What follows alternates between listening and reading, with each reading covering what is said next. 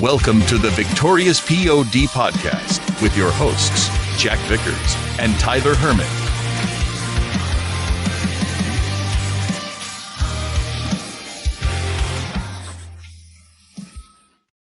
Welcome in, Pod Squad, to another edition of the Victorious POD. We appreciate you guys joining us back here for all things football, fantasy football, random leagues, random questions, drafts, tons of good stuff. So we got a lot of stuff to get into. Some of it disappointing. We won't name names, Vikings, but a lot of other exciting, cool stuff too to discuss. So without further ado, we'll go to the most exciting part of the night. We like to start high and then just kind of like taper off from there. So we just get progressively worse. We just lose viewership. It all starts and everyone's really excited and they're like, these guys are terrible.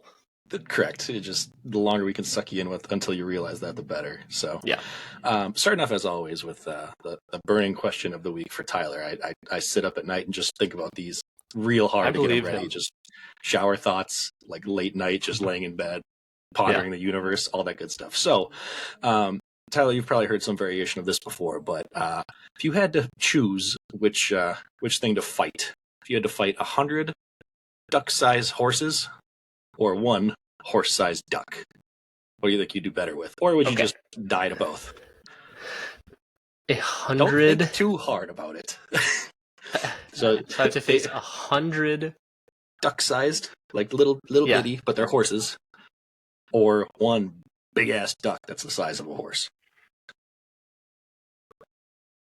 We'll assume they're trying to fight you. We'll assume it's not just a duck sitting there going... Yeah. How big are these duck horses? Like, are they the size of like geese? Are they like baby ducks? I'm trying to figure out the size here. Of a duck, not a duckling, not a goose. It's just a standard, your standard unit of measurement, metric size duck. I don't know.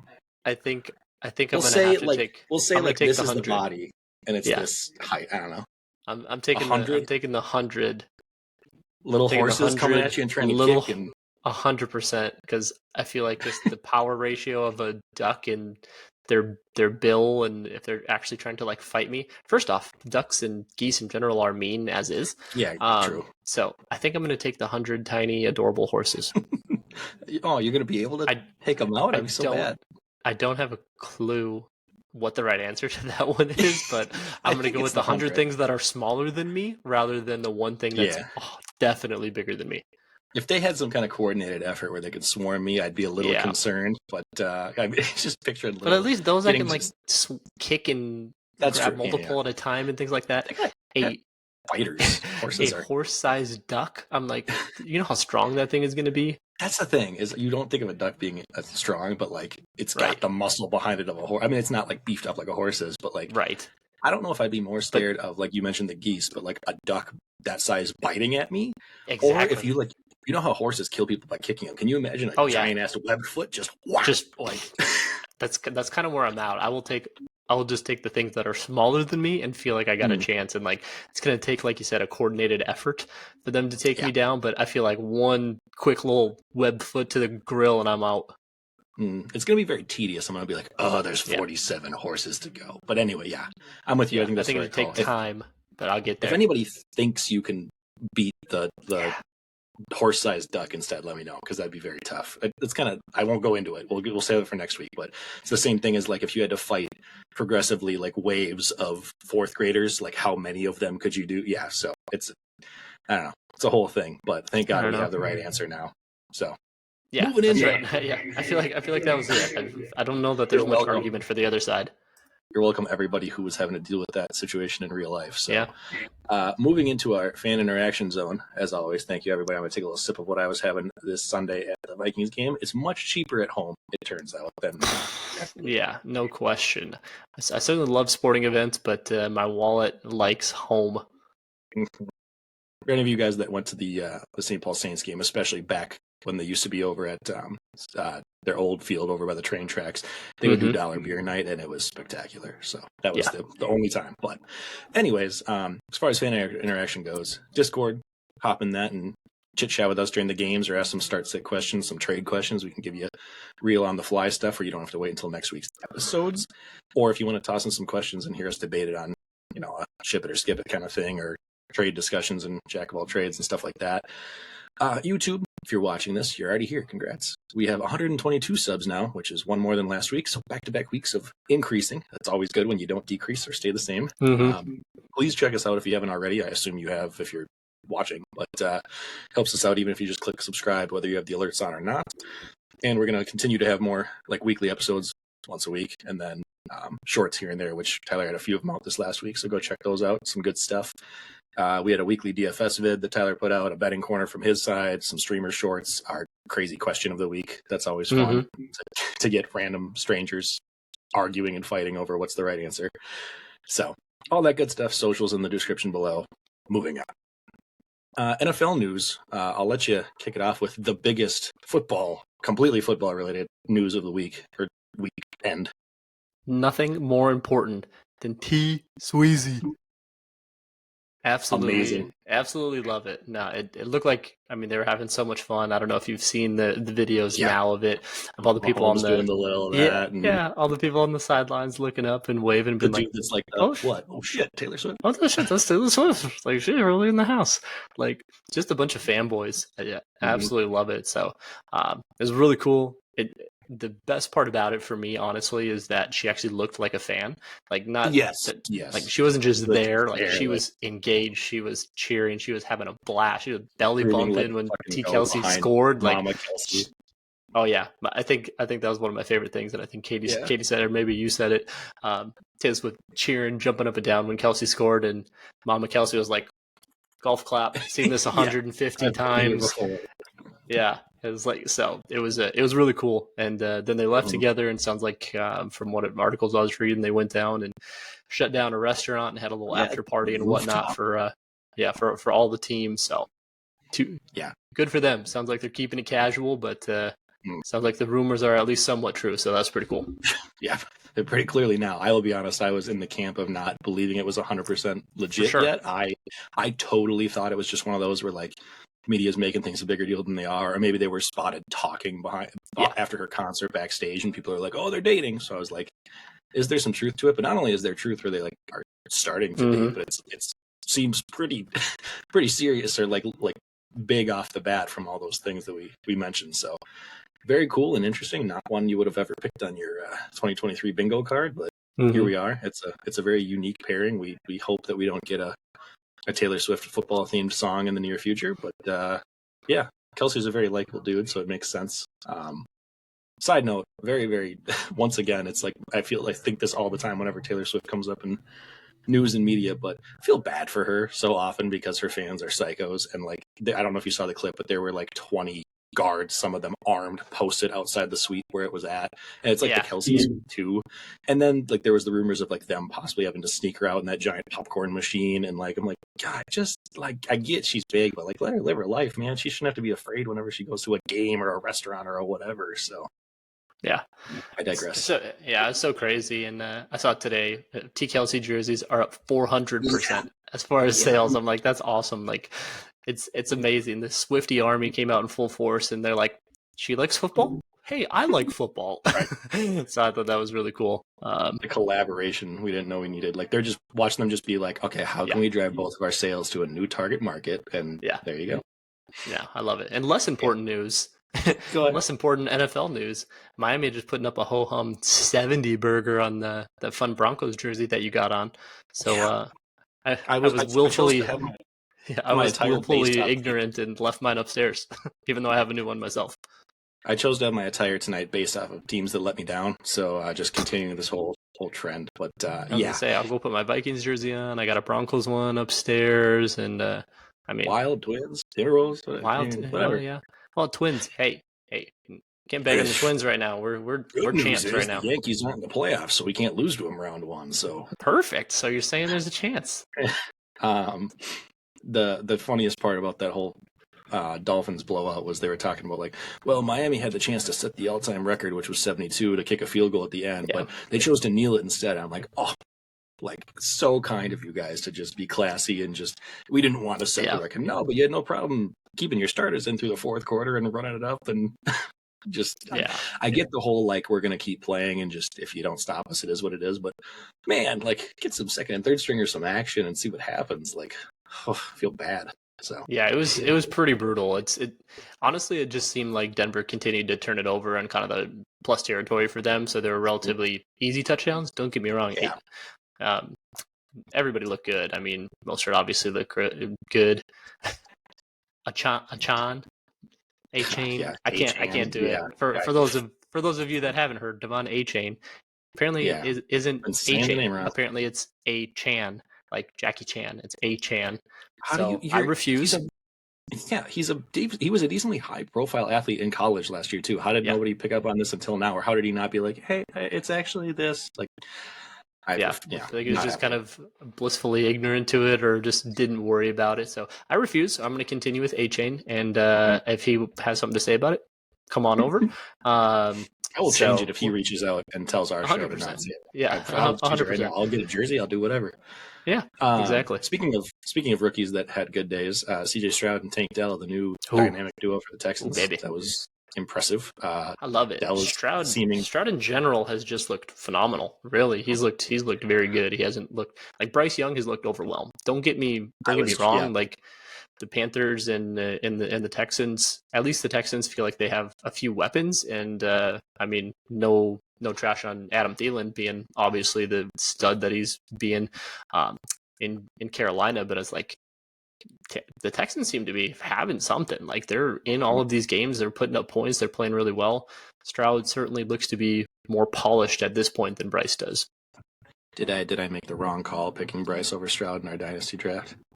I don't know. I mean, it's very early, obviously, so we'll see. And Bryce is always going to take some time, and so I mean, I think it's still too early to tell. But I mean, right now, obviously, it's got to feel different. But I don't really know. We'll see. Yeah, The injury doesn't help. The injury doesn't right. help. Speaking of quarterbacks that look overwhelmed, Zach Wilson, definitely not the move.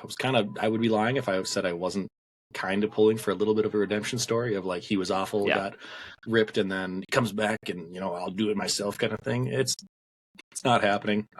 Also very scary. Speaking of quarterbacks in the same draft class, Justin Fields is continuing to look very overwhelmed, like does not know what he's doing, Yeah. and he's blaming the play calling. I could definitely see it being the play calling if they're like telling him not to run and not to do what he does well and have the defense respect that. But it's looking like I don't want to say the Bears made the wrong call trading away the 101 because clearly Bryce Young isn't like looking better at this point, but it's also like, ooh, like he's not the answer.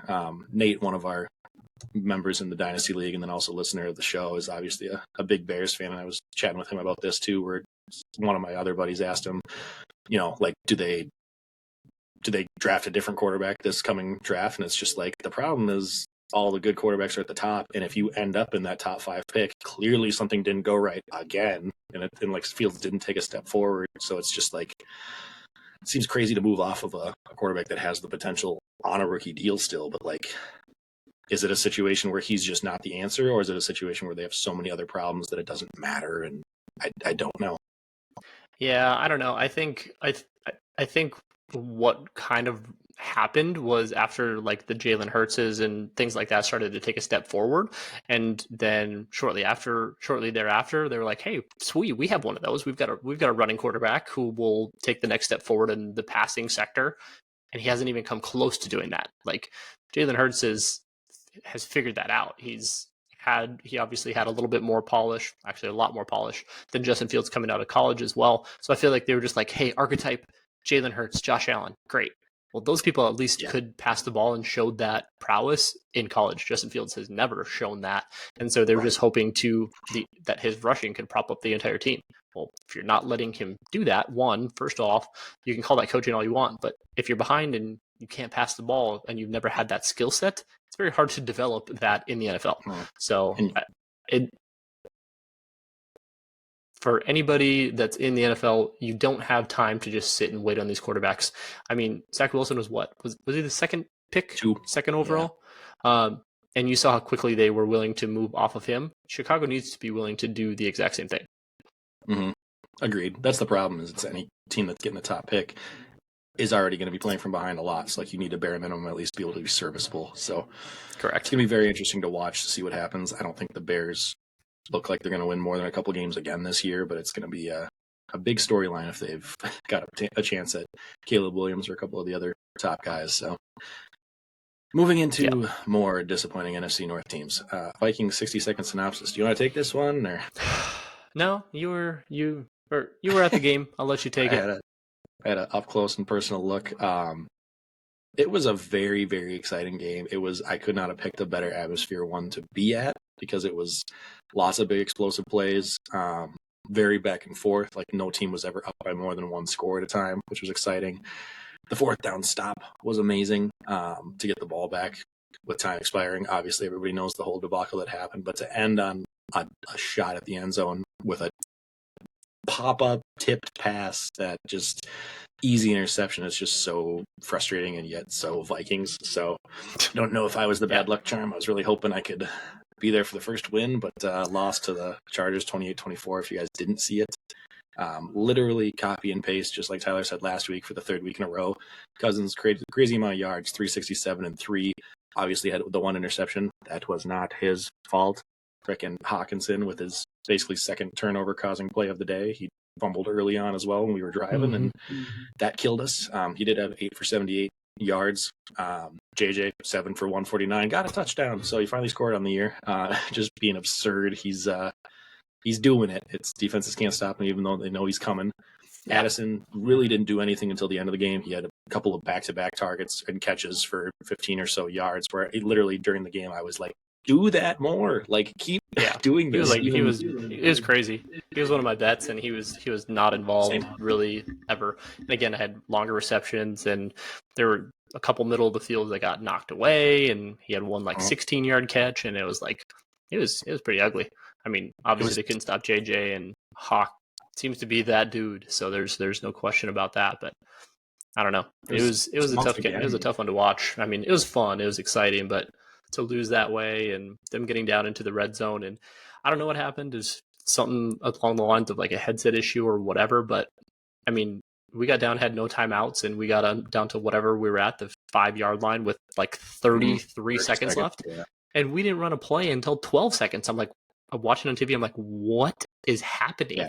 If nothing else, get up there and clock the ball, and you still got 3 throws at it, but we just wasted all the time. Then I felt rushed, and then obviously if there's a headset issue, great, you could have spiked the ball and figured that out. Like it just was not well managed at the end of the game. And so many people being like, well, Cousins should just know to go up and do that and stuff.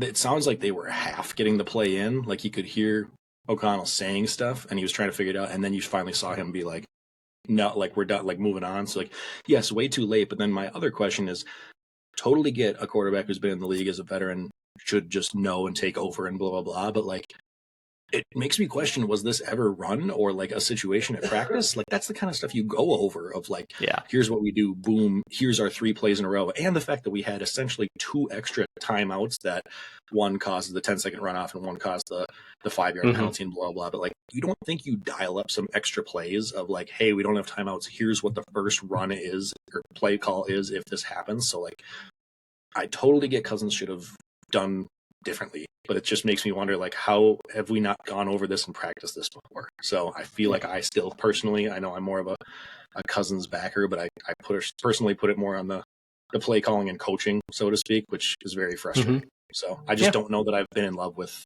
KOC's play calling thus far, like just based on what our team's strengths and weaknesses are. It's a lot of plays that feel like they're taking 5, 6, 7, 8 plays to develop on the routes, and we don't have that time because we can't block. So it's like, maybe we start doing some more slants and some like shorter routes and some quick first and second reads, like sitting back there and hoping they get open against a bad defense. Like we don't have that kind of time. So I don't know.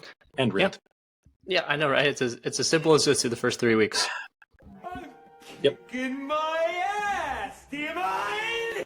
Yep, we just continue to shoot ourselves in the foot, is what it is. Lone bright spot. I mean, Mattinson had a halfway decent game. 20 rushes for 93. It's going to get nice and messy now with Cam Akers likely going to be active next week. We'll see how that goes. JJ, obvious monster. Most receiving yards, tied for the most receiving yards through the first 3 weeks in the NFL with Wes Welker, 459 through 3 weeks. So obviously leading the NFL. So we'll take that. And that last one's we signed Dalton Reisner and then didn't play him. Makes sense. Could have done anything better than Ed Ingram, but whatever, it's fine. Whatever. Anyway, this moving on. Week, go to your home and go play in Carolina at noon. They're also 0-3, just like the Chargers were also 0-2. So once again, either we're going to finally get on the board, or we're just going to keep giving all these other teams their first wins. But play at noon. Doesn't feel great. The next 5 games or so, we've got them, the Chiefs, the Bears, the 49ers, and the Packers. So, I mean, Chiefs and 49ers are out. Unless we win all 3 of the other ones, we're basically eliminated. And even then, that puts us at 3-5. So, schedule's not ideal. I'm not feeling good. I know we're not going to ever intentionally tank. I don't believe the rumors that they're going to actually trade Kirk. I think they're going to keep trying for it, but it's just going to put us in that 7 and 8 range where we just get a 14 overall draft pick. That's not good enough to make the difference. So here we are. Yep. No question. And then the 3 undefeated teams remaining, 3-0. Only 3 of them through 3 weeks, which is pretty crazy. Yeah, that's Eagles, crazy. 49ers, we would have expected probably. And then the Dolphins. If you had to pick one of those 3 to be the last one standing, do you have a leaning favorite? Because I have a heavy, strong one. Yeah, I mean, I don't know.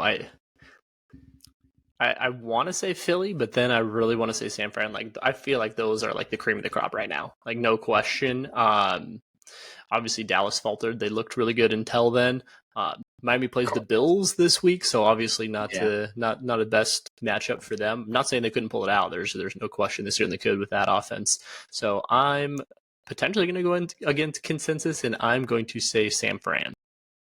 I think that's my far and away consensus. That would be my pick. I would actually be, I don't know if it's spicy at this point off the back of a 70-point win, but I would actually put Philadelphia third out of this group because I think they've looked interesting in all 3 games. They have 3-0. They're coming off the Super Bowl, but they're just they don't look great on offense. Hurts is good at good fantasy statistically, but not as far as games that I've watched. So it makes me wonder what's changed essentially. But I would go San Fran. If Miami makes it through the Bills this week, I know they have a decently easy schedule because of taking 2nd or 3rd in the division last year, but Giants, Panthers, Patriots, then they have the Chiefs, but they could go decently far with how they're looking. It just doesn't look like anybody's going to stop them on offense. So very, very interesting, but we will see. I agreed. Yeah. All right. Moving into NFL Pick'em. Standings through 3 weeks. No undefeated teams left. Everybody at least had 1 loss this week. I think we had 2 or 3 teams that were up there, maybe just 2, one, but nobody's undefeated left. Nate and then myself, catching back up, are both at 5-1, along with Nick.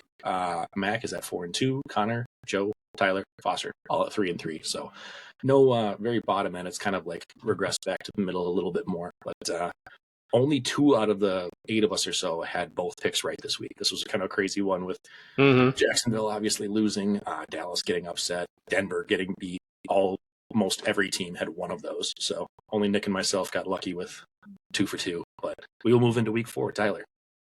Yeah, going into week 4, I figured I might as well. We'll try to hedge the. I would say hedge the happiness, but instead we're just going to go all in. So I'm gonna take Minnesota over Carolina again. If we can't do it now, then I hope the tank comes, but it won't. So it's kind of a now or never. So I'm gonna go with that. Backs against the wall, and then I'm gonna play one of the good teams. And I know it's a divisional matchup, so I usually don't. But I'm gonna take the Chargers over the Raiders. Jack, looks like you're going to take Minnesota as well.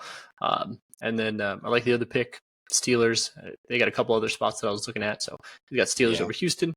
Nate is going to go Lions over Packers. That's a spicy one for Thursday night. And then Minnesota over Carolina. Connor's going to go Chiefs over Jets and Saints over Tampa Bay. Kind of another spicy one in my opinion, interdivision. Joe's going to go Lions over Green Bay as well. Interesting. My bet is totally opposite that, so I just keep seeing these. And Minnesota over Carolina. Foster is going to go Houston over Pitt. That was actually going to be one of my picks, and then I decided against it. So I like it, Foster. Texans over the Steelers, and then he's finally taken the Broncos over the Bears. Oh, a couple more. I forgot. And then we got a couple late entries in here. Nick is going opposite. He's going the Bears over Denver, and then he's going Carolina over Minnesota. Love it. And then Mac is also going Bears over Broncos, and then he's also with me on Chargers over the Raiders. Yeah, all weekend, my plan for this week was going to be to take the Broncos over the Bears because 0-3 matchups, and I think it's a sneaky one. Yeah, I already used them the previous week and I got them wrong. Oh yeah, you did. That's right. That was the unfortunate one. I'm more confident, I think, than so. most. Yeah, more confident than most that the Broncos beat the Bears this week. I just think they're going to come out a little more upset after being beat by 50 points, and I think the Bears can't do anything, whereas at least the Broncos are scoring somewhat on offense. So really like that pick as a sneaky one this week. That's about the only other crappy teams beyond the Pittsburgh Texans game. I debated picking the Bears just to get them out of the way, but there's also, as far as the Texans too, there's a couple other games that I think I like more, and I think the Pittsburgh defense is going to be tough on Stroud. So their offensive line is bad.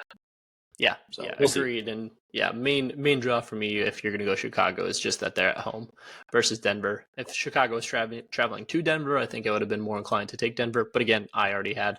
But yeah, so Chicago at home, I guess, if you want to take a stab against Denver, who's looked really bad, fair enough. Yep. Off to the bigger Minnesota sports NFL season-long pick'em on CBS Sports app. Tyler and me both got 11 points or wins this week. A little bit of a variation. We had a couple different picks, but we both got there as far as ones that we got right. And we were both tied for first at 32 through 3 weeks. So look at that. We just go. Out of 20, 30 people or so, just us two up at the top. There's another guy at 32 with us, and then there's a handful at 31 and 30. So by no means are we running away with it, but the fact that we're starting out hot is solid with 11, 12, and 9, I think, if I remember right. So 9 was first, and then 12, and then 11 this week. Not too shabby. If I get 10 or more, I'm happy each week. So week 4, I'll rattle mine off. Tyler, if you have yours ready and have any differences, let me know. Otherwise, we'll just go with this. So Lions over Packers, Jags over Falcons, Ravens over Browns, Bengals over Titans, Broncos over Bears, Colts over Rams, Dolphins over Bills, Vikings over Panthers, Steelers over Texans, Saints over Bucks, Eagles over Commanders, Chargers over Raiders, 49ers over Cardinals, Cowboys over Patriots, Chiefs over Jets, and Seahawks over Giants. Nice. I haven't put mine in yet, but just looking at them, yeah, I know, right? But no, I'm taking the Packers over the Lions. I'm taking the Bills over the Dolphins, and I think that was it from just kind of general from what I've seen. I think those were the only two kind of coin flips that I saw. So those would be my two for sure flipped: Packers over Lions and Bills over Dolphins. I talked with Nick off air about the Packers-Lions Thursday night game, and I was the same thing that you said earlier reminded me of this, where I'm like, I kind of want to hedge my happiness and pick the Packers because I'm either right or I'm happy, but I think the Lions will look slightly better, and they are at home, if I recall correctly. They are not. They are not at home. They are not. And Goff plays much worse on the road than he does at home, much worse outdoors than he does indoors. So I'm going with Packers. And actually, one of my early bets that I made was it opened Green Bay plus 1.5 at home. And so I actually teased them up immediately to 7.5 and paired them with Dallas for my two-leg teaser. So Dallas down to a pick'em and Packers plus 7.5 at home. So that's already moved down to plus 1. So it's moving toward the Packers direction already. But yeah, so for me, Packers at home, Goff plays worse outdoors, plays worse on the road. In essentially a pick'em game, Jordan Love has looked good, so I think that's going to be me. I'm going to take Packers over the Lions. In the interest of not upsetting Tyler with an 11:59 switch, I have updated it in the show notes and changed on my sports pick because I thought the Lions were at home. So yeah, I can double check, but I'm 99% sure that Packers. Yeah, it's at Lambeau. I got it right here with me. It's less even that I care if Goff plays not at home or whatever, but outside scares me. So I'm his splits are kind of crazy. Indoor versus outdoor, kind of ridiculous, and home versus away is pretty crazy as well. So as far as underdog picks, technically the Packers now 35% versus 65, and then I've got the Ravens at 43% versus the Broncos or versus the Browns. Excuse me. Seems surprising to not have the Ravens be the favorites, but the Browns just had a huge defensive game, stepped up. I just don't think it's easy to stifle Lamar, so we'll see. And then technically you had the coin flip, but the Bills are 46% underdogs, so that makes sense. Yeah, interesting. Yeah, interesting the Ravens, but that Browns defense has looked legit. They're number one in literally like every category from what I saw and looking at pace of play and things like that, and defensive yards given up, blah blah blah. So if they're legit, great, but I'm still not betting against Lamar. Yeah. And I think this is a Mandrews week. Is how I'm feeling. I know. was going to tell you this. I'm ready for it. I obviously have a little bit of slight bias, finally having him on a team that I traded for as well. But whatever it was, 4 catches, that's not enough. It's not enough. Obviously, they got upset this week. I think they go back to their bread and butter, get Mandrews the ball 7-8 times. Lamar rushes for 50, 60 yards, and they get out a win. And probably a lower scoring divisional game. Yeah, it's going to be ugly. Is my guess, but I think he's the one who gets most of the work, being a Lamar to Mandrews pretty much all day. Especially with Gus Edwards probably out or injured. Also true. Interesting too. I was trying to find a spot to put this in the notes and I couldn't, but you bringing up Andrews is perfect. For context, if you want to know how bad the tight end position has been so far this year, Mark Andrews is a top 5 at the position, which not surprising because it's Mark Andrews. He missed a game. He's only played 2 and he's top 5. So and 1 touchdown. He had a decently good game week 2 and an okay game this week. He's freaking top 5. So tight ends are just trash. And Kelce missed a game. So it's it's suppressed. The top 2 don't even have full points right now. So everywhere at tight end, you're probably not getting an advantage. If you're getting 4 or whatever, it's done. Cool. All right. Moving into general fantasy talk, we'll keep things rolling here. Into our favorite segment.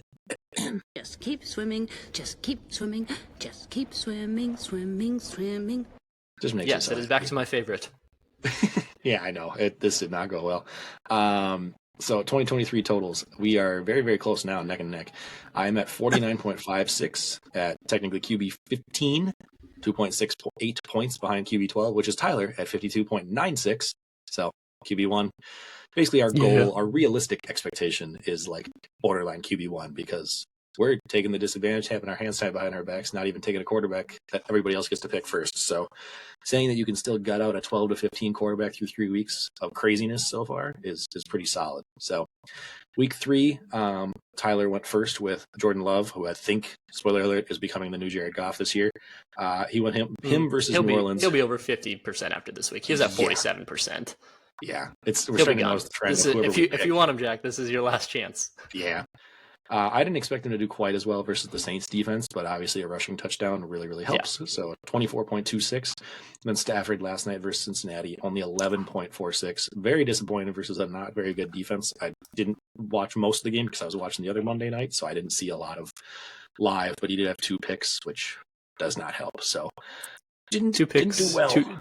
2 Atwell's getting called back, obviously not helpful. Similar to I can't remember whichever one I had previously. I got called back. Oh, Brock Purdy's on the swing pass to Debo getting called back. I mean, literally that was a 37, 38-yard touchdown, whatever it was, and I don't really think he stepped out. I was watching the game. I digress, but I mean that's legitimately another 6 points right there, and that gets you up to 16 right away, plus the touchdown if you're in a 4-point passing TD, which is what we're going off of for context. Yeah, I mean, then Stafford's at 16 points, and you're like, perfect, nailed it. Yep. So week 4, I get the first pick this week, which really doesn't seem like a ton of ones that I'm in love with, but I am going with Jordan Love versus the Lions. We kind of talked about it before. I think the Lions, either the Packers are going to have the advantage at home, and with especially Aaron Jones possibly still being out, he's questionable right now. That just means they're going to keep doing what's so far worked surprisingly well. And the Lions have potential to put up points anytime, so the Packers are going to have to score. You're not going to win this game 10-7. You're going to have to probably score 20, 24, something like that. Yeah. So I think he seems like a safe one. If he can even, get that 15, 20, 30 yards rushing, that's a solid baseline. I will let you give your pick next, and then I'll tell a couple of others that I also considered. Yeah, I'm with you. After Jordan Love, it didn't seem like a whole lot of great options. I'm gonna make Jack really mad because I'm gonna take Stafford, and he's gonna get 18. He's gonna have a bounce back week against the Colts, just like Fields last year in Goff. Yeah, just like Fields. Yep, that's true. 29th ranked against QB, so Colts have been absolutely terrible, even though they're playing on the road, still get to play indoors. Stafford loves that. Did it for pretty much his whole career in Detroit, and now doing the same thing now. So I think he has a bounce back game. So give me Stafford over the Colts. And other options, I was thinking potentially Stroud, but didn't like him going up against the Pitt defense. Yeah, that would scare me a little bit. If you were getting real spicy, real gross, putting on your steel underpants, I would not hate Andy Dalton versus the Vikings. I think he has a lot better chance to be okay versus our defense. They can't stop anybody. And then not as ideal of a matchup because the Bucs defense is scary, but Carr sounds like he's going to be out for multiple weeks now. They came out and they were like, it's not likely a season ender. We're like, I didn't even know we were thinking about that. So Jameis gets the start. I think with like a full week of prep, he can be better. And regardless, he's always been the gunslinger type of guy. He looked great. He was like QB5 or whatever through the first 4 or 5 weeks when he started with the Saints before he got hurt. And then they'd had Dalton come in and take his job basically. So he's done well in this system before. He's got multiple weapons. They get Kamara back this week. So like he's got 3 different guys that could take it to the house on a given play. So that plus the fact that he gets a revenge game against the Bucs would be kind of interesting. So I wouldn't hate either of those two if you're in like a Superflex or 2 QB league, just because those guys probably weren't owned, not being the starters before. I would go out and get them at waivers if possible. So Chris Olave gets off the schneid. Yeah. They put an extra one in the box with Kamara coming back, and Jameis, like you said, loves to slang it. And Olave's getting down there. He's getting in the end zone this week. I like it. All right, moving into fan interaction. We had, obviously, our main YouTube episode last week, about an hour, and then we had 4 shorts or so. So we had some interaction and stuff in there. We did have one comment. Mac shouted out asking, when does the regression stop for the Vikings? When do we blow it up and play for next week? I.e., when does panic mode start? So a lot of different pieces, but basically, like, do you think there's going to be a point where we just... I mean, I'm already panicked. I'll leave it at that. I'm already panicked because we should be probably 2-1, but yeah, it's rough. Yeah, I don't know. We actually, you kind of rattled them off earlier. Next 5, we got Panthers, Chiefs, Bears, 49ers, Packers, the next 5 weeks. So, I mean, you think through that, and so coming out of these next ones, do you even feel okay at 3 and 5? I don't know. I don't think you do. I think you're still out of it. I think you're still out of it. I think you got to be 4 and 4, or potentially 5 and 3. And you ain't going 5 and 3 with the Chiefs and the 49ers out there. So by that time, Packers or Lions, obviously one of them is going to be 3 and 1 and leading the division after Thursday night. So I think, I mean, panic mode has to already be here since we lost this last one. And yeah, I mean, even coming out of this 4 and 4, we might already be out of it just because somebody else is going to be too far ahead already. Yeah, my quick takes on that, and I talked with a few other people out there too, but Panthers and Bears should be auto wins. If we don't, we aren't even having a conversation beyond that point. Correct. The Packers, we need to win to even be in consideration, like you talked about. And then I feel like the only way I would feel like, all right, I believe again that we have a chance at the division, or like likely even wild cards sneaking in, would be if we somehow stole one from the Chiefs or 49ers. And those are like about the worst 2 teams you want to play. So not ideal. The second half of season schedule is better relatively, but 3 of the last 4 games or the last 3 games are Lions, Packers, Lions. So I mean, like that, those are all tough games and could go either way. So we have a chance to seal it if we can keep it close, because we've got division opponents to like try to just gain a full game on right like that. Right. But I just really don't want. I just want to either keep getting my heart broken and be like 3 and 14, or start winning out and being surprising, because I just don't want that 7-9 win season. Please God. So. No, I don't either. The middle of the pack does nothing. Real quick, little predictions from our last episode. We talked about some people we were hitting the panic alarm on, the ship it or skip it segment. I talked about Justin Fields primarily, and he continues to be bad. Like we said, I won't really cover more because we already kind of talked about that. But Tyler also shouted out Najee, Dameon Pierce, and Kyle Pitts. Spoiler alert, didn't do so hot for any of them, really. Yeah, it's kind of brutal. I mean, Najee, I was looking up PFF running back grades. Najee's 38th out of 54 qualified running backs. He's RB 46 right now in fantasy. It's just not good. Dameon Pierce looked okay. His day looked okay. He does not look okay. He's terrible. And Jack and I continue to be right on that. Yep. He's only looked okay because he fell face first into the end zone. But he's RB 30 right now. 3.5, 2.1, 2.2 yards per carry. 48th out of qualified running backs in yards per carry. His efficiency looks absolutely horrible. Devin Singletary had his best game yet. So we'll see if he starts to eat into that workload. Again, that passing work continues to not be there. Last one I had, Kyle Pitts. I got to continue to sound the alarm. Love the 9 targets. Yeah. Turned into 41 yards. It's just never going to be high enough volume for their still splitting. So all 3, I didn't want to be right on. Well, I didn't really care about Najee and Pierce because I said before the season they would both be bad. Pitts obviously hurts me to my soul. Anymore, so. Yeah. Yeah. Pitts, it's crazy that it was the first time we actually saw volume for him. Like, I didn't even expect him to get 9 targets all season, but the 41 yards is just a byproduct of the offense. I mean, like the offense looked terrible. Bijan even had a bad day. They're only putting up 6 points on the Lions. I mean, it's just, and Ritter can only do so much. The offensive line isn't going to give him the time to let Pitts go deep, and Ritter can't really do much if he does anyways. So it's just like that 41 yards isn't surprising, unfortunately. He's being wasted. I legitimately want that. Yeah. I legitimately want them to switch to Taylor Heineke. I think the team would be 100% better. I really do. Taylor Heineke is serviceable. We've seen him when he came in for was it Washington last year. He played well. Yeah. He's going to put up 275 yards and a touchdown and not turn the ball over. He's going to be exactly perfect for you, and he can make capable passes down the field and push it down the field. And again, he's going to protect it, and Ritter just doesn't have that in his arsenal. It does make me wonder, because obviously they're not going to like consider a switch when the Falcons start out 2-0 and have a winnable division, but it makes me wonder if and when, like, how bad he plays, they'll consider the switch. So we'll see. Yeah, I don't know. If you have any questions or debates and you want to toss them out, let us know, because we would love to discuss them versus just giving you our absolutely 100% right takes every week. So, speaking of those, moving into Ship It or Skip It, we have several this week, so I'm just going to basically do a gladiator style, just good, bad, ship it, skip it, red light, green light. So, first one, you should drop Justin Fields in fantasy. I don't think so. Not quite yet. Not quite yet. We're getting close though. If he can't do it against Denver this week, who obviously looked really bad, I think it's something you got to consider. I think you bench him. I don't even know if you can play him. But you likely drafted him in. But I mean, if you can find another one of these streamers, I have no issue playing a Jordan Love. I have no issues playing a Jared Goff over him until we see something. Yeah, if you're in a smaller league, 8 to 10 people, I think I would just bench him and play somebody else or drop him at that point, I guess. But I would be streaming. 12 plus, I think the potential is just higher than most of those options you're going to have. So ride it out for now. His rushing is unparalleled to most quarterbacks. So number 2, Devin A-Chain will finish as a top 30 running back. This was a hard one for me, and that felt about right, but I'm still going to say no, simply because I think obviously this might be the best game of his career, which is crazy to say. Most people's career, but there's just going to be so many mouths to feed. Jeff Wilson's going to come back at some point. Moster's going to continue to be the one.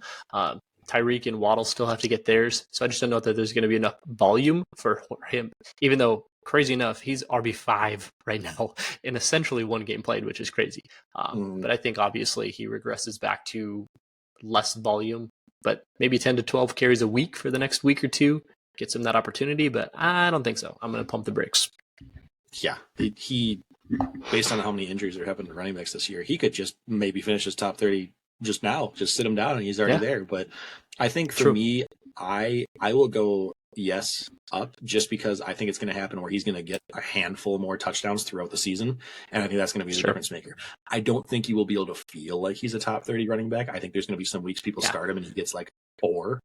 But it's going to be very spiky because you don't know who's going to go off and they're not going to always score 70 points. So that'd be my take. I think he finishes there just because of scoring upside alone, but not going to feel good about it. Yeah. RIP, obviously, but he's going to be very Mike Williams. He's going to finish as a top 30 receiver, but you're not gonna like how you got there. Whoever drafted him in best ball late, that's you're doing good. So turns out I was all in on the wrong rookie tight end this year. So Sam Laporta finishes as a top 3 tight end and redeems the rookie tight end stigma forever. Yeah or nay? Oh, I'm loving it. Give me the tight end. Give me tight end you. He looks absolutely incredible. And it's not only just that he's playing well, that he's getting the targets, 8 targets, 11 targets, and the Lions are just going to keep slanging it. And obviously Goff trusts him as well. So Sam Laporta is that dude. I'm loving it. The fact that he only has 1 touchdown is crazy, despite getting the yardage and targets. If you remember my bold prediction, I was saying he was going to go off and be, I think I said double-digit touchdowns. I guess I should have just done yardage instead, but it echoes showing that he has that chance. Should have just said top 3 tight end. Yeah.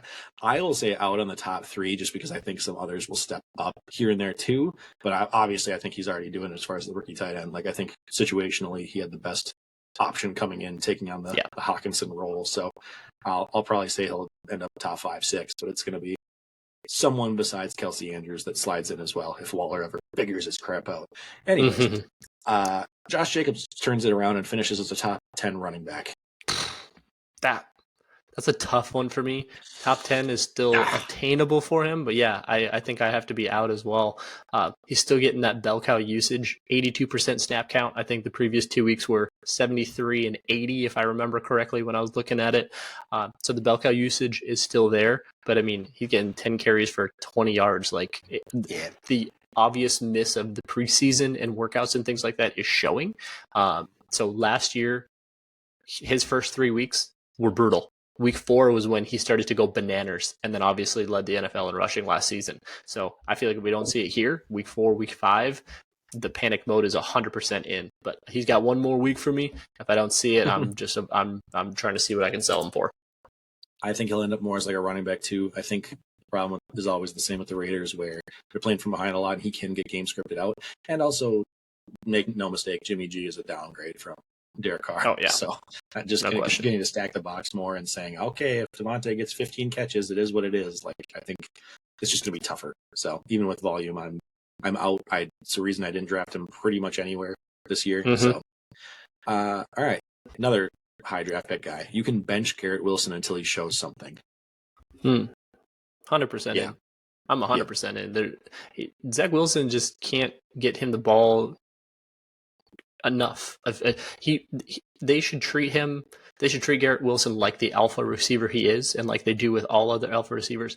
Throw Devontae the ball 20 times. Throw JJ the ball 19 times. Throw Amon-Ra St. Brown the ball 12 times. Like, just throw him the ball a million times, because he's better than pretty much every corner he's going to go against. Feed him, and I bet you'll see it. But I don't think they're willing to do that. And Breece Hall is going to continue to get more and more healthy, obviously, as well.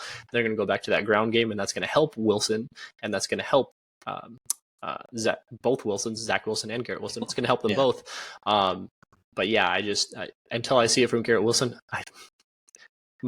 hopefully you somehow have enough options that you don't have to. But I have no issue if you do have the depth to bench him until you see something better.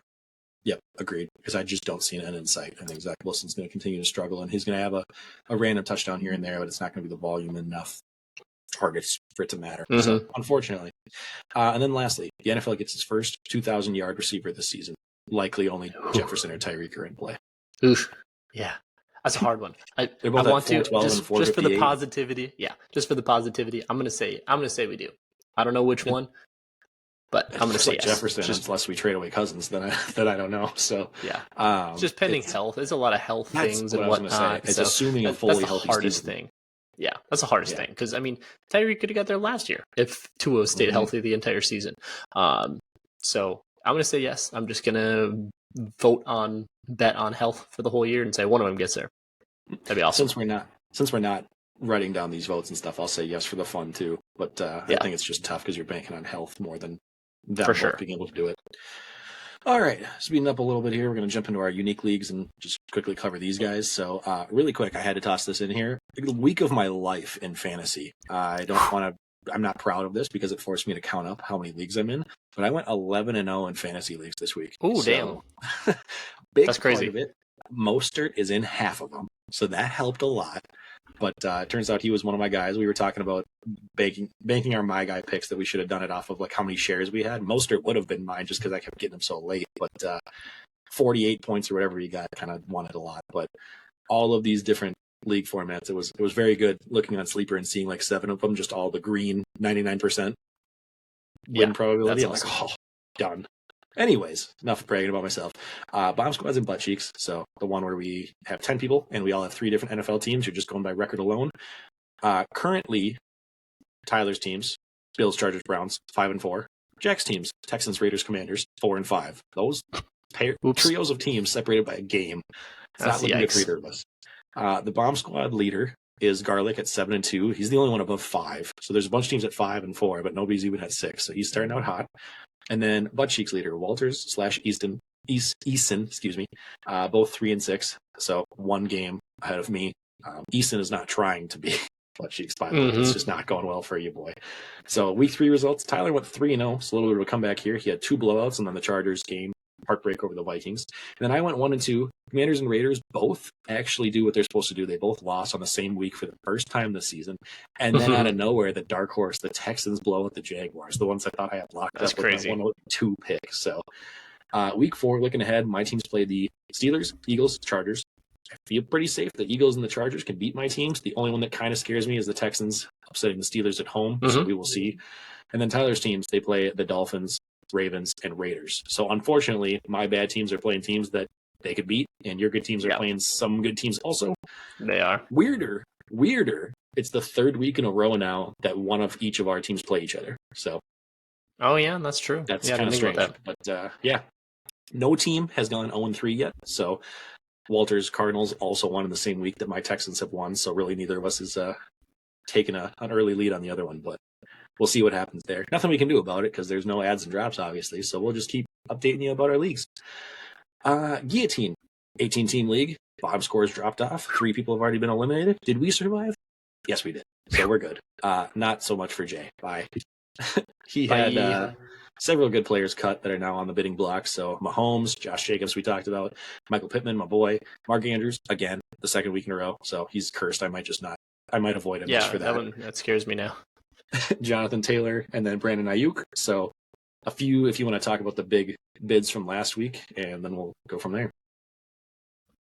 Yeah, as far as the bigger bids from last week, where did we go? So Kelce went for $317. So I mean that's a massive portion, 30% of your budget essentially. But hey, obviously he's a difference maker. Ramondre went for 191. Michael Thomas 111. That seemed like a lot as well. Yeah, Hop for 50. Jalen Warren for 25. So I like those last interesting ones. Ramondre, I guess, could be kind of a steal, but I don't know. He's not really getting the goal line work. For that price later. Yeah. Michael Thomas for 111 seemed like a lot. Hop has been pretty brutal. So I love, like with Kelce being going for this much and Mark Andrews now the last 2 weeks, I love having an at least okay tight end where I'm just like, I don't care.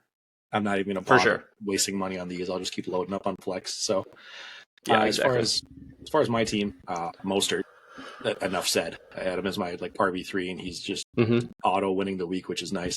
Derrick Henry, I'm not feeling great as my first round pick, the 118 where I got him at. He's looking like a bust, but I do have Tyjae Spears. So if anything gets crazy, you got Tyjae Spears though. It's a sneaky ad early on, and then Marvin Mims, 2 weeks now where he's at least been serviceable, so I could slide him in if I need to. We'll see what happens. As far as you, I know you've got all your running backs coming back this week now that you sweat it out. Yeah. So I was going to say I sweated out, and going into the week, I told Jack, I'm like, I better get lucky. I said I better get 2 Lamar rushing touchdowns, otherwise I am screwed. Because I had Saquon be out, I had Aaron Jones be out, I got Alvin Kamara, who's obviously was still suspended for another week. I had some injuries as well. So I mean, my starting lineup was Lamar, Devin Singletary, Rico Dowdle. Can't believe that worked. Yeah, Tank Dell, and Gerald Everett. It was bad, but thankfully 2 Lamar rushing touchdowns. Tank did his thing. Rico got a touchdown, so we skated by. I think I took 13th or 14th or something like that. So, but now I get everybody back. Hopefully Saquon back on Monday Night Football. Kamara's done with his suspension. They say Aaron Jones should play Thursday, so that lineup's going to look a whole lot nicer this week. It's very different very quickly, which is crazy. So, and spend zero money to do it. Through 3 weeks, I'm averaging 118, so that's not too bad in an 18-person league. So I'm feeling safe. I'm probably not going to bid yet and just ride it out. If I have a shitty week, I guess it is what it is, but I'm trying to do that safe money thing. So I'll look it up, but I bet you I'm averaging 73. I can tell you. You're 89. Wow. It is the third lowest, which is scary. So, like I said, I haven't finished higher than 14th. Truly. There's a handful of teams that are already $200+ down though. So I mean, we'll see what happens. That's true. Win or not. Yeah, there's some options this week. I can at least get 1 or 2 individuals that I can for sure slide into at least a wide receiver slot for me or something. Best ball league, week 3 results. I won with a top 5 score, so barely top half, but I'll take it. Tyler lost for the second week in a row of a 200+ point team. So not what a lot you can do. I think your score was only 10 points below mine. So a lot of high scorers, it's best ball, but still just fun. No chance. What can you do? As far as mine, we talked about it, but Mike Williams up for the year. I drafted him as the prototype best ball player. Not having him's not ideal. The rest of my starting lineup was kind of crazy because other than quarterback, all my other flex eligible players, 5 out of the 6 of them got 14 and 19. So no blowouts, but or blow-ups, but like everybody was kind of consistent. I just don't know that I love not having any high-end guys. So yeah, we'll see. I think I either have Cooper Kupp or Jonathan Taylor in that league, so that's not going well so far. Yeah, I was trying to think. I was like, I don't really have. I'm trying to think who I had mine. I'm like, James Conner's killing it for me, obviously. James Cook, Amon-Ra St. Brown, Diggs. So, I mean, I certainly have some consistent players there. I've just ran into schedule luck. Yeah. And then lastly, rounding it out, DFS League, our weekly challenge league where you pick new teams every week on DraftKings. There are 18 people competing total. Oof. Top 3 scores of the week. Nick, shout out to him for 210.34. That's crazy. Jack, myself, not another Jack, 209.94. 0.4 points behind Nick. But my second week in a row of top 3. I literally had the first again. I had it locked up and I was texting Tyler until Nick had the Dalton Thielen touchdown stack at the end. So good. And then shout out to Matt Callahan, one of our Minnesota sports guys, rounded out at third with 196.68. This is the third week in a row that the number 1 score was higher than the previous ones. So we're increasing as people continue to figure this out. I don't have our top 5 scoreboard yet overall. I want to pull that out. I want to say I'm first or second because that's 2 weeks in the top 3. I would hope so. Yeah, you got to be. Also, shout out to Jordan. I didn't mention him week 1 as a top 3 scorer, and he was like, how dare you? So if you listen or don't listen, now I'll know if you don't bring it up. So just because, before you jump too far, just because I was looking at it too, and when we were like, oh man, these 200-point scores and whatnot. So I don't know how some people come up with some of these lineups, but I looked up the Millie Maker in DFS. Guess fantasy point total. Guess. Is it same like number of starters and all that, or is it? It's on DraftKings. Yeah, same thing. Okay, same thing. Oh God, because I had Keenan and Mostert, and I was at 209. So did this team. I assume 245. 294. 294.38. Can you imagine just hitting the absolute nuts? We'll get into it in a second, but I had the top pick at 3 of the 4 positions, and I still only had that. Jared Goff, Kenneth Walker, Mostert, Tyreek, Keenan Allen, Tank, Laporta, Thielen, Bills defense. Bills defense had 32. The Bills, that's a big, yep.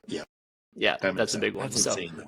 But can you imagine just looking at that and be like, I literally hit the stone cold nuts for a cool $574,000. No big deal. Anyway, just thought that was crazy that we're like, we killed it, which, again, for context, people, 209, 210 is ridiculous. That is going to win you. Yeah, that is going to win you any head-to-head. That's going to win you near any GPP that isn't the Millie Maker. Like, because you just put so many different lineups in and people can. So 210 is crazy, but that's the type of crap that it takes to win $500,000. So don't play it. Just don't. Just don't. It's as simple as that. You have no chance. So real quick, I'm going to shout out the top position player and value-wise each week at their positions. 3 of the 4 of them I shouted out on the episode and or had in my lineup as well. So somewhat know what I'm talking about. I like to think DFS is kind of my wheelhouse as far as any of the sections. That's the one I typically do better at, but there's some down weeks to come, and don't worry. Herbert for 7,500 was at 32.3. The combo of A-Chain for 5,000 and Mostert for 6,000 had 54.3 and 45.2. Keenan Allen, I talked about my lineup last week for 7,600 as the expensive-ist guy, had 48.46. And Sam Laporta, who was my sneaky tight end of the week, 4,000 for 22.3. So we'll talk about my upcoming picks this week in the betting quarter. But real quick, we're going to go into a matchup recap, and Tyler's going to tell you our home leagues results. Yeah, we'll run through these pretty quick because I know we got long-winded in a few of those, but we were having fun. So what can you do? Going through our Victoria's Secret, me starting with the matchups, I took down JWoww, Ryan over Cassie, Jack over Walters, Glick over Jay, Josh over Ben in a nice high-scoring matchup. Yeah, and then Alex over Foster. So myself, Jack, and Josh, no undefeateds left, but we're up at the top at 5-1. Jack, I'm winning. I'm in first. I have more points than you. So, a-hole. We're all at 5-1, and then Ben, Alex, and Glick are all at 4-2, and round out the top 6. Dynasty leagues, had a bad week, lost in both of those. One I was trying to win. One I think I'm just going to go into tank mode. Taco, Shoot. I think I'm just going to give up. I had too many injuries and things like that. That's how I felt last year. Yeah, JT and whatnot, not coming back anytime soon is not working for me. So, here's what it is. Jack decided to win in both of his, so he continues to dominate in Taco for sure. And then not even got his his score. I'm like 4th. That's what's crazy. I think you're in 3rd, but yeah. Oh, yeah. Glick and Jordan both undefeated with me or above me, and then Max actually above all of us at like 30 points ahead. So he's scary, even though he's not undefeated. So we'll see. Yep. We'll see. I'm trying to do the destiny run here. We'll talk about how I improved my team in a little bit here, that Tyler's going to be a big fan of. But moving on first, we had the ad/drop it like it's hot. This one I'm just going to talk about the top handful of players at each position. We won't really give you any insight for time's sake, but a lot of these guys we've already discussed. But quarterbacks of the week, all 15-ish% or under. Baker at 15.7, Kyler's at 14. If you wanted to be sneaky and grab him, especially if you have an IR spot, he is eligible to come back in a week, so we'll see what happens. CJ Stroud, we talked about a bunch, 11.2. And then for the streamers of the week, Jameis and Andy Dalton, like we mentioned, less than 1% out. Running backs, Roshan Johnson continuing to get snaps, 33.4% owned, so still out there in a lot of leagues. Tyjae Spears, 15%. He outsnapped Derrick Henry again. I don't know what's going on there. Wide receivers, we talked about Tyler's boy, Tank Dell, 23.3%. He's back-to-back top 20 weeks now at wide receiver. Marvin Mims, 8%. Calvin Austin for the Steelers, 1.5%. He's so fast. And then Joshua Palmer with the Mike Williams injury, under 1% owned. He could be a very sneaky one as well. Tight ends, nothing super crazy, but Jake Ferguson under 20%. He's targeted on over 27% of his routes run so far, which is pretty crazy for tight ends. And then Luke Musgrave, 13.3%, mainly just because he's got a pretty nice schedule coming up for tight ends. So I'll let Tyler talk about the big money ads in our personal league, most of which not loving. Yeah, we threw some fab around, so we got $100 for the year, $200 for the year. Yeah, 100. I don't remember. Yeah. 100. Okay, that's what I thought. Jay spent pretty much all of his money. He spent $40 on Kareem Hunt. Jerome Ford looked but guess what? He got in a very tough matchup against the Titans on the ground. But guess what? He got 2 touchdowns. One, I think both through the air, maybe one of each. But if anything else, 1 and 1, but I believe the rushing touchdown was very short yardage as well. So he looked okay, but Kareem Hunt will eat into that, but I don't know about $40 worth. Devontae Parker for $36, not impactful at all. I get he looked okay in week 2 after not playing week 1, but then I think he had like 1.6 this last week. So New England isn't looking to pass the ball very often. Foster had a Tank Dell, massively amazing pickup, $33, huge pickup, legit wide receiver 2. Maybe wide receiver 3. I think more wide receiver 2 rest of the season. So 100% startable player, especially for us that we've got 2 flex spots. So great pickup, Foster. And then Jack got Matt Breida. So good bench stash. Saquon could potentially be back this week. But you never know, especially ankle stuff like that. High ankle sprain could sit him out another week. Fell face first in the end zone, so his day looked okay, but he had like 17 yards, so it wasn't very good, wasn't very efficient. But the great stash if Saquon's ankle continues to act up. Yeah, honestly, I'm starting 4 running backs in a half PPR league, so I don't need the running backs. This was a 1,000,000% just a keep away pickup where I'm like, I don't want the Saquon or somebody else owner to have him, so I'm just going to grab him and just not really anything else out there. Moving into the Jack of all trades section, no redraft trades, unfortunately. There's not a whole lot of them that happen in our league, but it's tough. Well, not this early, at least, too. That too.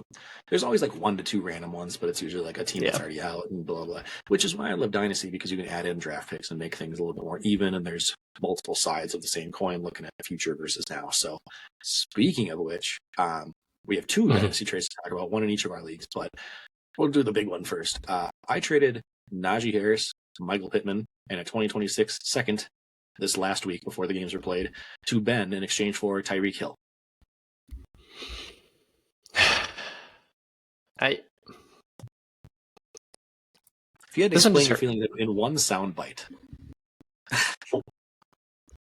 I don't. It's probably not a fitting one. Yeah, The audacity! The audacity! Oh, now we're just going to keep hitting it. Okay, cool. Anyway. That's how much he feels about it. Yeah, double it. obviously, I love the value for you, and the biggest thing for me is for those that are be like, hey, Najee Pittman just looked really good, and a second for Tyreek in a dynasty who's maybe going to retire. Tyreek's kind of walked back the retirement talk to like 3 to 5 years down the road, so that's obviously a huge benefit there. On top of it, Najee, I've never been a believer in him really. Pittman has started to look good, but you just never really know in a 2026 second really does next to nothing for somebody who's a difference maker like Tyreek. Yeah, Tyreek. And on top of that, team context wise, none of those players were even starting for Jack. I think he had the depth to do that, and so it's great that Jack has the depth to do this. But then if I'm somebody who's looking at trading, I'm not trading with him. I'm just letting Jack have those players rot on his bench because he can't play them all. I'm not giving him an upgrade at his position. I don't even want to rattle off his team just because it annoys me every time I look at it. So he literally just got either ETN or Devontae Smith is not playing. Right, exactly. That's all you need to know. Yeah, like he's benching Travis Etienne or benching Devonta Smith because they are his 7th best options in a two flex league. Like that's all I have to say. It's just absolutely ridiculous. The amount of different people that have said in this league where like I've discussed stuff or I've been like they'll ask me about a player and then I'll be like, okay, what about something like this or that? And I pride myself on not just like starting an offer that's so ridiculously unfair, but like I do a lot of like, well, what about this? Or if we do like tinkering trades and stuff, or like saying, hey, here's what Keep Trade Cut says. What if we build off of something similar? But the amount of people that have been like, that like makes sense to an extent or in a vacuum, but the league will ride if I trade this person to you, and then we don't get it done. I'm just like, like, come on. So finally got one to pull it off. Ben's having some tough times with injuries, so he's kind of going into the rebuild, or at least retooling, like a competitive rebuild, I want to say, because his team's not bad. But missing Cooper Kupp, having the Brees injury, all that kind of stuff. So I think he's just kind of trying to go for the future. Hence with the whole Cooper Kupp, Puka Nacua trade that he also did with Click that I forgot to add. But kind of one of those that makes sense for both sides. Yeah, so we'll talk about that one next week. But yeah, obviously love it for me. I love getting another. I've got like 3 top 10 dynasty wide receivers. So that's the fun part too, is it's like I can maintain for a while regardless of if my running backs implode. So enough about that. We're going to move on to another real quick one so I don't just talk about teams forever. But in our other dynasty league, I traded on Saturday with the news that Eckler was out, Waddle was out. I lost J.K. Dobbins for the year. I was basically trying to save the season because I felt like if I wanted to, it was going to be bad already. But I traded a 2024 second, so next year's second, to Garlic for Zach Moss. Basically helped kind of like solidify my win for the week. Felt pretty good. I really don't care about seconds, assuming I finish decently high. And as long as I keep my first, I feel like I'm still good there. And honestly, it's just more of a gamble on. I think there's a very strong world where Jonathan Taylor's out longer than we expect, and they just keep rolling with Zach Moss, who's performed well in 2 weeks, combined with their week 1 guys just all crap in the bed. So yeah, I told you as soon as it happened. I said I like it for your side because I don't foresee you finishing in kind of the bottom half and it being an early second or anything like that. Again, I'm not a huge believer that the Colts and JT can mend that relationship as much as they've said it's going to happen. And going into week 5, he's going to be healthy and ready and back here. I don't know. There's a lot of things said for that to be true. So I don't know how quickly I see them or mending that relationship at all. So I think it's legitimately might be best for both sides to just sever it and move on. And I think that's how it's going to end up. Again, total guess by me. But it just seems like that's a tough relationship to rebuild.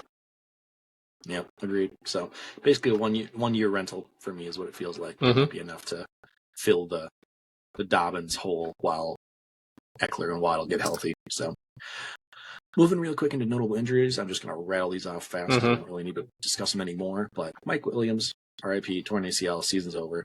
Austin Eckler, high ankle sprain. He's still nursing it. It seems like he could come back this week. They might hold him out until the week 5 bye. So week 6 might be the more realistic date. Anthony Richardson still in concussion protocol, missed last week, questionable this week. Jalen Waddle, same exact thing, but his coach is optimistic. So he's also questionable until further notice. It's only Tuesday, so we'll see. Bryce Young, ankle, likely out week 4. We will see there. David Montgomery, thigh injury. Campbell says he feels good about Montgomery coming back on a short week on Thursday. That'd be pretty crazy. Mm-hmm. Christian Watson, hamstring, plans to play Thursday also. We haven't really seen much of him yet, so we'll see.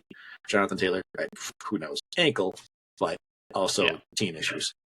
He's eligible week 5. Do with that what you will. If you're an owner and you can maybe trade him for something on the assumption that he comes back, cool. Jimmy G, concussion, might miss week 4. Devontae Adams did just fine anyways.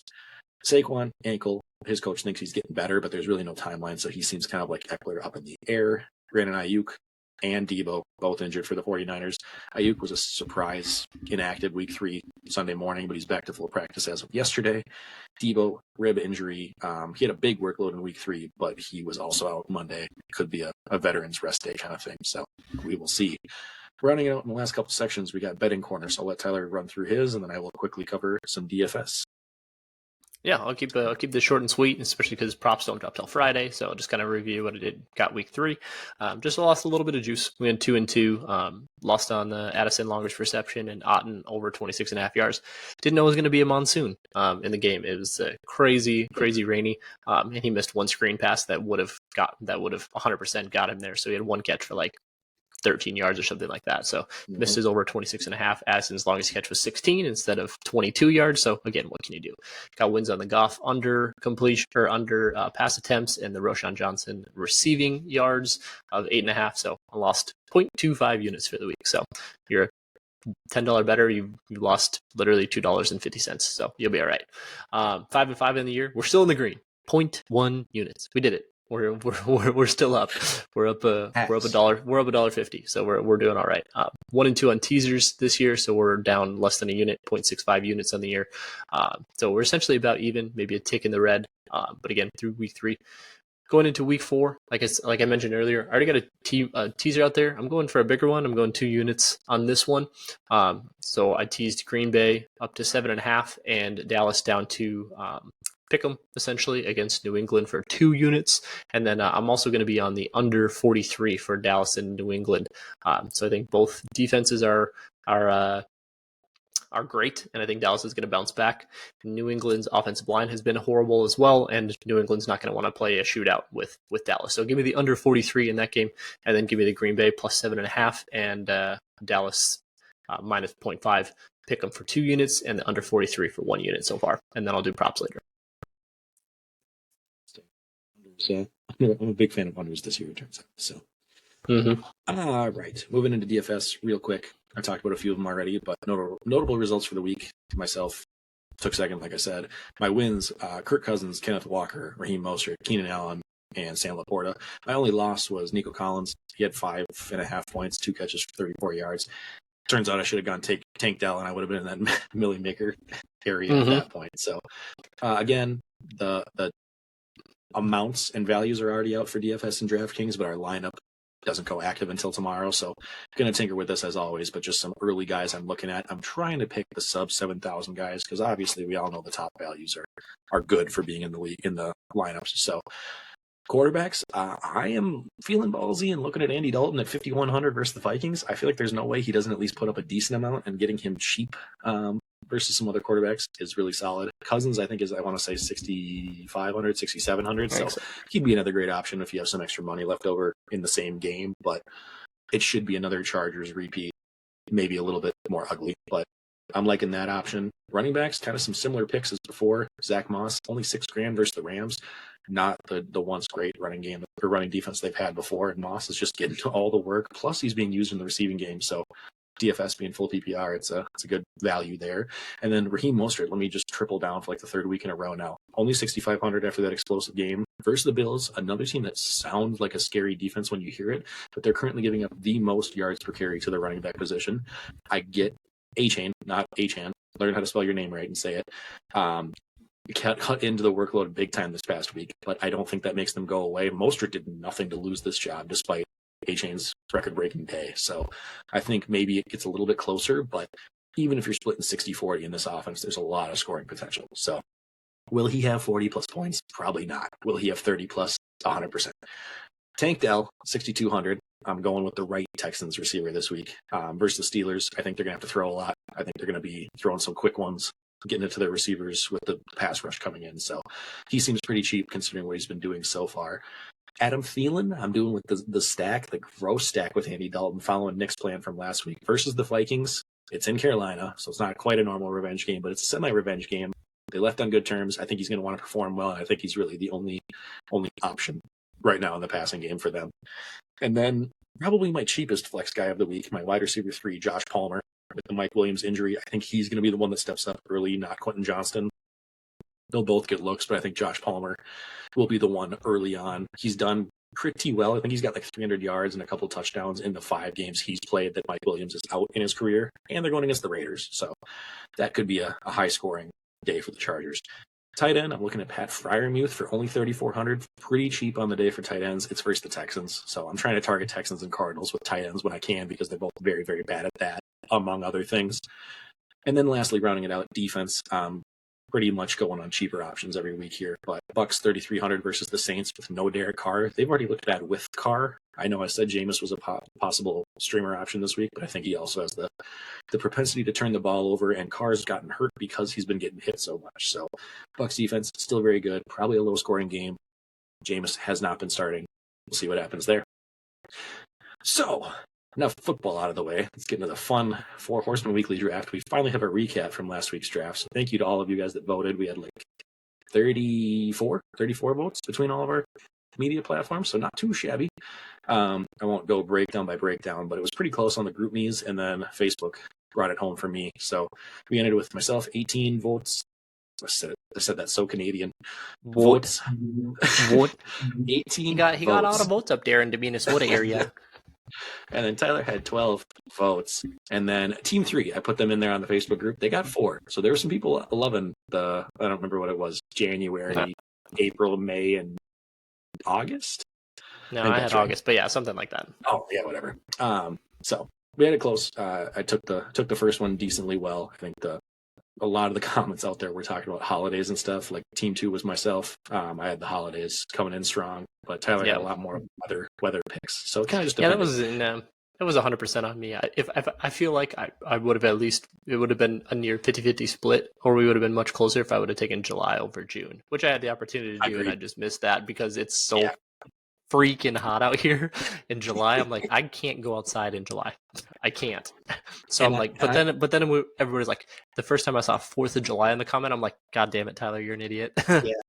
When you said that, I was like, oh, that makes me want to take July even more. I'm stupid. I shied away from any of the months that didn't have a holiday. So the May, June, August that were just like, like I don't care. My brain was in preseason mode, and it still is because I did no prep for this one either. I was going to say, we didn't prep for that one at all. We picked it as the show was recording, so we'll see. But the only other one I had to shout out, Pat picked you, Team 1, because it has Jesus' birthday for December. And I'm like, wow, I can't compete with that. So that's right. That's 7 extra votes for me. I win. Yeah, so Season 1, it came down close towards the stretch. Tyler won a lot of back-end games, but I had Season 1 as the victor. Season 2, I'm starting out strong with 1 whole win. So this week's topic, we have best places to take a nap. Just for quick little, I try to add the rules or the clarification when possible. To be clear, if you were picking like favorite cars, you're not going to say, oh, a Lamborghini with this add-on and this upgrade and this cool thing. It's a Lamborghini. That's it. So for those of you out there that are like, why aren't you making it a better thing than what you picked? We're just picking the thing or the place and the right. Yeah. So Tyler has the first pick this week. So and can I assume, just again, I'm not going to do it. And can I just assume we're not saying like your own comfortable bed? We're not doing that. Yes, totally. We are not doing that. Right. There's no way. Like what? Nobody. Okay, because I feel like that's just like, where's your favorite place to nap? My cozy bed. Like, come on. But Is bed out? That's what I'm making sure of. Yes. Yeah, I'm not sleeping in a bed. Because my reason was I had like a hotel bed. Because for some reason those are always more comfy. Yeah. But yes, bed is out. Because naps are, the point is to take them when you're not normally sleeping. So yes. Exactly. So is not leading with bed. No, I'm not. I'm not. Where would Jesus I really didn't. You gotta get past. I know. I'm trying. So, Jesus. Yeah. What does Pat like the most? Okay. What's your thought process on the 101 here? What? I don't really have one, just because so many people are so different. But I'm like, I'm trying to think. I'm not a napper. I'm not at all. I hate it. I'm the last person to nap. I couldn't tell you the last time I napped. So I'm not a planned napper, but for those of you that know me, my superpower is I can fall asleep in 12 seconds. Like, I can be in a family holiday, and if we're talking, and then you like talk to somebody else for 30 seconds, you'll be like, and then I'm back up. Yeah, mine for sure. Then just has to be like the living room couch recliner nap. Like that's the only one that made sense to me. Yeah. Let's be clear. What is your pick? Because I'm taking the other one. So yeah. I just need to make sure. Yeah, I'm gonna. Yeah, I guess of the two. That's hard. You don't get the whole sectional. I don't. Oh, I don't get the whole sectional. You get a recliner or you get a couch. Fine. I guess I'm gonna take the couch nap. I have a recliner. I was like, I sleep in a recliner. I do. But I can stretch out better on a couch. So give me the couch nap. That's the safe right pick. Yeah. Recliner. Not everybody has recliners. Most everybody has couches. Let me tell you, when I'm at other people's houses for holidays and stuff, after eating like a big Thanksgiving meal, I'm like, don't give me the recliner. Oh, yeah. Like just I do. I literally sleep in my recliner all the time. Ask Katie. Ask Katie how often I fell asleep in a recliner in college. Ask her. It's absurd. It was almost every day. Like she would have to come wake me and be like, "Are you actually going to come to bed?" Because I would sleep in the recliner too, or pass out. Welcome to college. Every time I came home to my house growing up and stuff at my mom's, it would just be your dad passed out on the recliner. Probably where I get it. Yeah. So I definitely have slept in recliners way more than couches. But the couch seems like the stereotypical good spot. So yeah, we'll see. But I assume you're taking a recliner nap. I will go with recliner with my first pick because you took couch. And then my second one, I got a couple picks here. I'm going to kind of play the game on what I think you won't take. I don't have a whole lot of. I don't even have anything written down. I'm going to go, and I can like clarify this as more of a thing I'm sleeping on if needed. But my next one that I really wanted to take was like taking a nap at the beach. So if you want to say on a beach chair or a towel, whatever, but like passing out in the sun, ocean noises, all that stuff. Yeah, just at the beach. Yep, 100%. That was the only other one that I had thought of was like a beach nap. Like I love falling asleep in the sun when I'm on vacation or whatever it is. It's amazing all too. Sunburned. Oh, I love it. 100%. I'm in the right spot. I hate the cold. I was born and raised in Minnesota, and I just can't stand the cold. So I'll take the warm and literally be sunburnt all day, every day. Well, the next one that I have to take is I am very good. Yeah, I was like, I'm very good at the car nap. I love the car nap. I did it so many times. Just like at lunch, at work, I can put on a podcast or whatever, and put on some music. So I love me a good car nap. Oh, I was okay. In my head, I was thinking like somebody else is driving and you pass the fuck out in the passenger seat. Same thing. I mean, same concept. That's Katie's. But you like go to the car and sleep in it and then get out. That's okay. Interesting. Yeah, but either one. I'm not good at napping, but Katie's a phenomenal car napper. So I'm like, if we get in the car and we're driving somewhere, she's out. There ain't no question about that. That was the reason I was going to say. That's a good nap as well. The car nap where I'm the passenger and someone else is driving. That's a good one. The only reason I wasn't going to take it is because I'm always freaking driving, so it doesn't with happen. With you. It's that's the thing too. Okay, I will give her credit whenever I'm driving. Christine's like, I'll stay awake and like keep you company and stuff. Yeah. If she's driving, I'm like, night, good luck, bye. That's what Katie is. Katie's like, oh, you're driving, good night. She's like, you got this. Like, I guess, thanks. Yeah, I love that. I haven't done many naps where I go out to my stationary car and sleep, but also I've been 6 feet since like grade school, so there wasn't a lot of comfort inside. Yeah, that's true. I was like, I got a big SUV, so it helps. You have another one, so I won't say. Oh yeah, I do. Almost doing that. Yeah. The only other one I have, so I don't have no clue where I'm going to go with my last one. And some people are going to either love this or hate this, and I'm going to lose it right here. I can 100% feel it. But the one place that I'm very good at napping, I'm an airplane napper. I'm very, very good at napping on airplanes. Give me a window seat and let me just, I will take 5 and 6 a.m. flights And I love that because I'm getting to my destination at noon, and I literally just check in, nobody there, throw up a hood, throw my music in, and I'm getting a window seat every time, and I'm passing out. It's about the only place I can nap, so I love me a good airplane nap.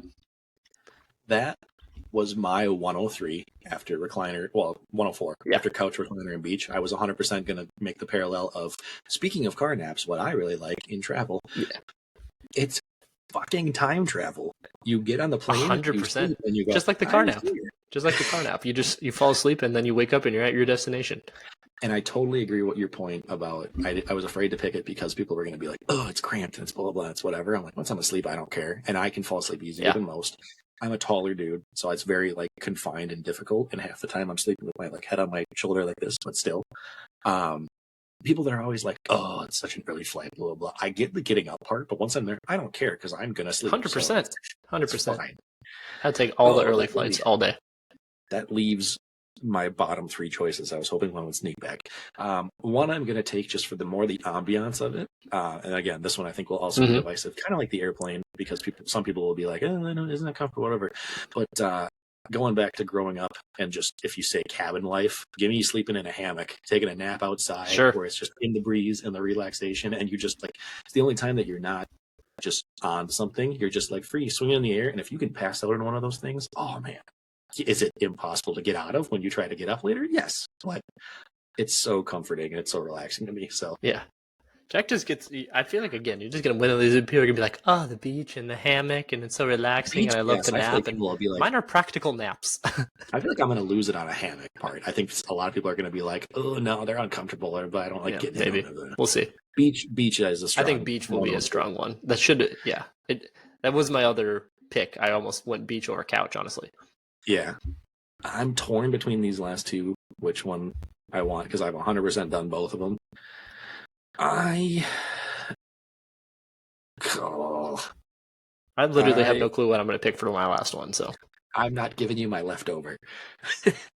I am going to say my best. Yeah, okay. I will go with my last pick is again, if people haven't had these, I guess they're not going to be able to speak to it much. But if you've ever had a legitimate professional massage and passed out in it, it's so nice. Oh, it's interesting. I have not.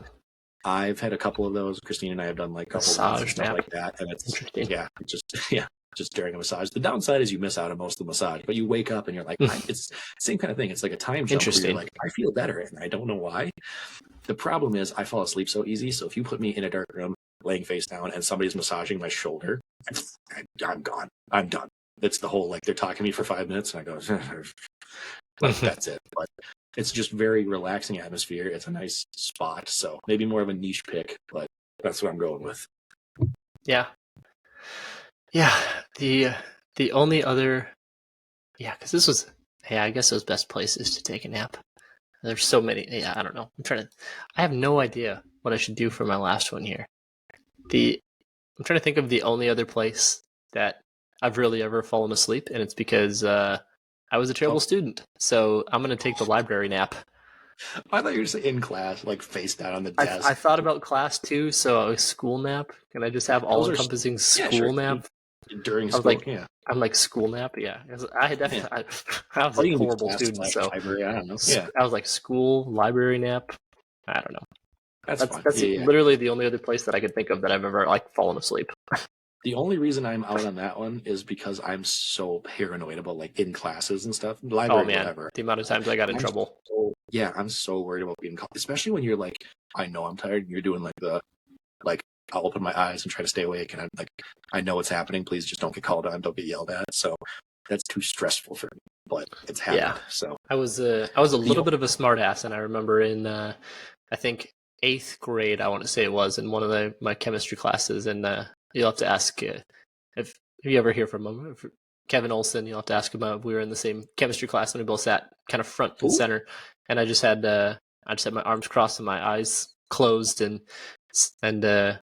teacher was like, "What are you doing? Like, you're not taking notes?" I'm like, Kevin's taking notes. Like, we'll review them later. And he's like, So what are you going to do? What are you going to, I'm like, well, we live close to each other. He's like, well, what are you going to do when you go home? I'm like, I got a photographic memory. I'll be fine, teach. And he's like, your eyes are closed. And I was like, well, I'm restarting the film. So I was just throwing it back and forth, and it was bad. And I was a complete and utter smart ass that day, and I didn't do it very often, but yeah. So I did a few school naps. My only alternate option was during the movies. I straight up passed out. I thought about that, but I'm like, if I go to a movie I'm trying to watch the movie. Yeah, that's the same concept for me. I basically had that in the same tier as massages, where I'm like, I'm sad if I fell asleep and missed the whole thing. Yeah. But movie theaters are getting comfier and comfier seats now, and there's been times where they're so nice. I passed out hard, not even because the movie was bad, but just because I was in that right position and just and I'm like, well, that sucks that I paid $10. Bring your own blanket, like. If I do ours down here serve alcohol, so you get a little drunky nap, a little buzz nap. One of those in Woodbury too. It's nice. The Alamo. Super nice. Okay.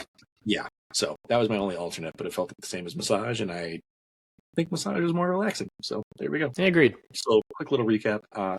Tyler started out with couch nap, car nap, airplane nap, school/library nap, and I had recliner, beach, hammock, and massage. So we'll post these out, but if you want to just comment on either one, we'll try to do a short, hopefully most weeks of even a piece of the drafts, and you can comment there which team or which pick was your favorite. So let us know if there's some big one we missed and didn't talk about, and we'll go from there. As far as next week's draft, I'm just going to pick it because I realized we never talked about it. So perfect. Go for it. We're going to do, should we stick with football because it's a football podcast, or do we go baseball? Oh, we can do baseball. We can get Joe to actually listen. Yeah, we're trying every week. Next week's draft topic, we're going to draft a team of 4 fictional baseball players. Like from a movie, TV show, some kind of media, whatever. All right. If I lose this one, I should absolutely kill myself. Baseball is Tyler's wheelhouse, but movies and TV shows are my wheelhouse. That's true. I don't know how we're gonna. It's not like you can go head to head with 4 people in it, but so we're just gonna go popularity and like people liking them or them being good. I don't know. Yeah, no one's trying to win a baseball game with these people. We'll just figure it out. Good picks. Take it for what you will. But that will be next week's draft topic. So if you've got any good options, write in. Hey, build a team of your own and see if it beats ours. Cool. I'll stop talking from now. Tyler, you want to wrap us up and send us off or shout stuff out? Yeah, appreciate everyone listening this long. I'll see. We got to about an hour and a half, so I'll see if I can I maybe cut off this draft here at the end, make the actual episode about an hour-ish, and the draft about 20-25 minutes. So that should be good. Thanks again, all the subscribers, all the individuals who watched here over the last handful of days. We'll continue to push content out. Shout out to all the friends of the show, Minnesota Sports, ADH Dads, the Game Boys. You can find us on Discord, YouTube, Twitter. Appreciate everybody again, all the comments. They continue to flood in. We continue to see that. So really appreciate that. I got something cool that I'm working on. I haven't even told Jack this yet. So I'm gonna see what I can put together and see if we might do something fun to get a little bit more engagement. So I'll leave a nice little tease there. If you have any questions about it, just reach out and I'll talk to Jack with it off air and we'll see what we can do. So for now, peace out, Pod Squad. I got cool stuff too. Bye. Thank you for listening to the Victorious POD podcast. Follow us on YouTube at the Victorious POD.